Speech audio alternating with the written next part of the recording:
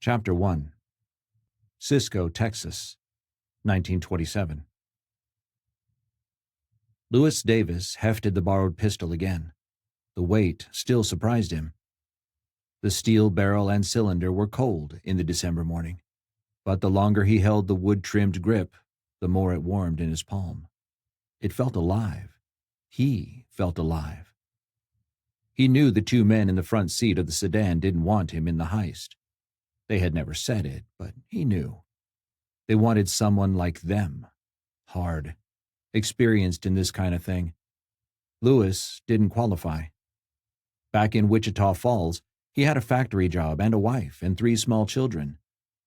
What he didn't have was money or excitement. The man next to Lewis in the back seat had persuaded the others to bring him along. Lewis swayed left and right with the motion of the car, synchronous with the rocking movements of the other 3. He would prove that they had made a good decision to include him.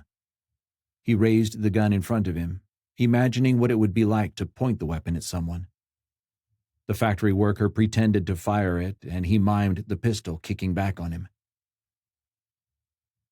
Henry Helms sat beside Lewis, amused at the simulated pistol fire. His brother-in-law could use a little adventure in his life. He had loaned Lewis one of his own handguns for the job, and all the man would need to do with the weapon was look threatening. Like Lewis, Henry had a wife and kids back in Wichita Falls. For their sake, he had tried to find work after his release from Huntsville on an armed robbery charge. No one would hire him, but he had been unable to muster the enthusiasm to show up for some square-jawed job anyway. Nothing had stirred his blood until he heard the plans for this heist, and as the car reached the outskirts of Cisco, his senses began that familiar sharpening. Behind the wheel, Bobby Hill slowed the sedan as he passed the city limit sign, and he began the downshift. Find the gear, release the clutch, feel the teeth engage. He smiled at the smooth execution. The Buick Bobby drove was a beauty. It was painted the midnight blue of a deep lake, and the enclosed cabin and the suspension it rode on were luxurious. The owner was a Wichita Falls oil man who liked to keep it parked in front of his house for everyone to see. Even without moonlight, Bobby had no trouble finding the key under the floor mat. The Master 6 beneath the hood wasn't the fastest engine ever built, but it was plenty powerful to outrun most cars if it came to a chase. Bobby was 19, unmarried, and if there was one thing he had learned in his brief life, it was that cars were easier to figure out than people, especially the people in the back seat. He didn't like Lewis for this job, too green, and he didn't like Henry for anything, too self-interested. But the man who sat beside him had decided on them all, and he had never let Bobby down since they'd met in Huntsville. So here he was. Next to Bobby, 24-year-old Marshall Ratliff rolled down the front passenger window. He rested his elbow on the frame and smiled as the car passed landmarks familiar to him. This was his town, and the heist was his plan. Marshall had no family in Cisco anymore. His mother had sold her cafe and moved to Fort Worth, his brother was in prison again, and his wife had divorced him and taken their 2 small boys away while he was in Huntsville. That's where he had met Henry and Bobby. Still, plenty of people would recognize him here. He had planned for this. He raised a white Santa beard to his face and tied the string behind his head. Marshall nudged Bobby and pointed. Let me off at this next block. I'll walk down Main to the bank while you get the car set. He got out and tucked his pistol into the waist of his trousers. As the car pulled away, he arranged the folded potato sack over his gut. It would serve as padding for his costume and then as a bag for the bank's money. Just as he closed the festive red Santa coat and buckled the wide black belt around his middle, someone behind him called out. Well, it's been a while since I've last seen you. He whirled. It was George Carmichael, a police officer who had jailed him on several occasions for transporting illegal booze. Marshall was at a loss for what to say, but the policeman grinned and said, Merry Christmas, Santa. The officer had not recognized him. The fake beard and Santa costume had worked. Marshall attempted a mock grandfatherly voice. "Merry Christmas to you, my boy." Carmichael poked Marshall in the gut, just missing the gun in the waistband. "Today's December 23, Santa. You ain't got but 2 days to fatten up." He chuckled and walked on. Marshall let out a quiet sigh but kept an edgy eye on the officer until Carmichael turned right at the next corner and strolled toward the police station. Marshall continued straight on Main. Bobby eased the sedan up the wide alleyway between Garner's department store on the left and the First National Bank on the right. Marshall had instructed him to pull forward until the front bumper reached the sidewalk so no one could block them in. He turned the key and the engine shuddered to a stop and began to tick as it cooled. In the back seat, Lewis observed how Henry checked the chambers on his pistol and stowed it in his waistband. He did the same thing with his borrowed handgun. Finding nothing else of Henry to imitate, Lewis went over Marshall's instructions in his mind again. After Marshall entered the front door, they were to follow in after him. None of them would be recognized in Cisco except Marshall, so no bandanas. Marshall said if they had masks as they entered the bank, it would alert anyone in the street that a robbery was underway. He had assured them they wouldn't be in the lobby long enough for anyone to be able to describe their features later. Lewis was to enter last and lock the lobby door. He only needed to point his pistol at the customers and look like he meant to shoot anyone who got out of line. That's what Henry had told him, anyway. After Marshall emptied the safe and the cash drawers, they'd all escape out the alleyway door in the bookkeeping room. They'd be in the car and out of town in 3 minutes. In the front seat, Bobby drummed his fingers on the wheel as he waited for Marshall to appear. On a cable pole in front of the bank, the corner of a poster fluttered in the breeze.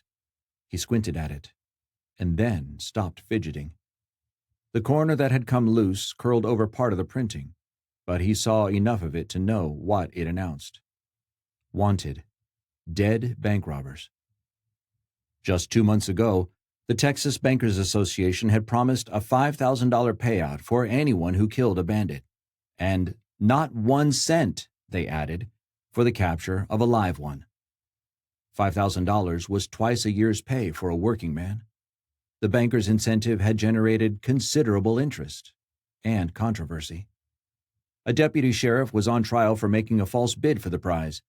He had convinced 4 drunk laborers to stand near the bank in Stanton, and then he shot them and reported he had killed them during a robbery. The plan fell apart when 2 survived.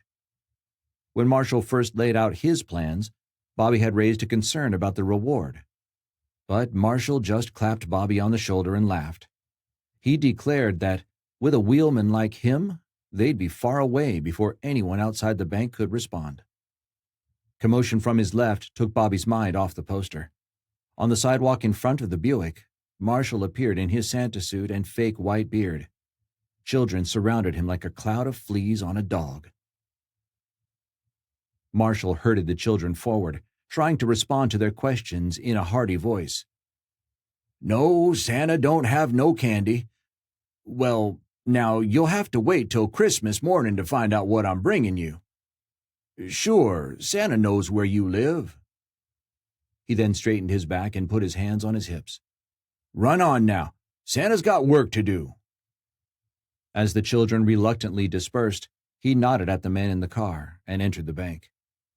Inside, he blinked a moment until his eyes adjusted. It was as he remembered. No more than 30 feet wide and less than 100 feet deep. The cashier's office and a cage for 2 tellers ran along the south wall to his left. The office was separated from the bank lobby by a 4-foot-high wall that met the teller cage. To his right, a white marble countertop was mounted along the north wall for customers to complete their forms. A door straight ahead of Marshall led into a back room for bookkeepers, and that room contained their escape door to the alley. There were 4 men in the lobby. All of them would have recognized Marshall without the Santa Claus disguise. There was Marion Olson in his 3-piece suit. He was enrolled up north at Harvard, but must have come home for the holidays. Olson was chatting with Alex Spears, the bank's cashier. He still wore the same round owl-eyed glasses that Marshall remembered. Spears had provided bail after Marshall's arrest for the Valera bank job, along with a lecture on how Marshall's mother didn't deserve that kind of heartbreak. Only one of the 2 stations in the teller cage was occupied. Mr. Jewel Poe was taking a deposit from Oscar Cleat, a local grocer who had not bothered to remove his store apron. 4 men. Perfect. Spears grinned at him. "Good afternoon, Santa." Marshall opened his mouth to respond to Spears's greeting, but he was distracted by the creak of hinges. The door from the back room opened, and 2 little girls walked into the lobby. They gaped in surprise at the Santa Claus and grinned at each other in excitement. He peered at the shorter one, trying to figure out why she looked so familiar. Spears tried his greeting again. "So, Santa, are you here to make last-minute payroll for your elves?" "Uh-huh," Marshall mumbled, trying to muffle his voice under the fake beard. The front door opened behind him, and when he turned around, it wasn't his men. A mother and her daughter had come in. The child walked straight toward him, holding out what looked to be a Christmas wish list in her hand. The lobby was getting too crowded, and those 2 kids coming from the back room meant there had to be people in there, too. Maybe the robbery wasn't such a good idea. The lobby door rattled as Henry, Bobby, and Lewis entered. Alex Spears nodded at them. "Afternoon, boys." Henry left the greeting unreturned and walked to the customer side of the teller cage. As he walked, he pulled a pistol from his belt and pointed it at the grocer and the teller. "Hands up!" The little girl who had come into the bank with her mother screamed, and she gripped Santa by the arm, huddling behind him for protection. Marshall couldn't stop things now if he wanted to.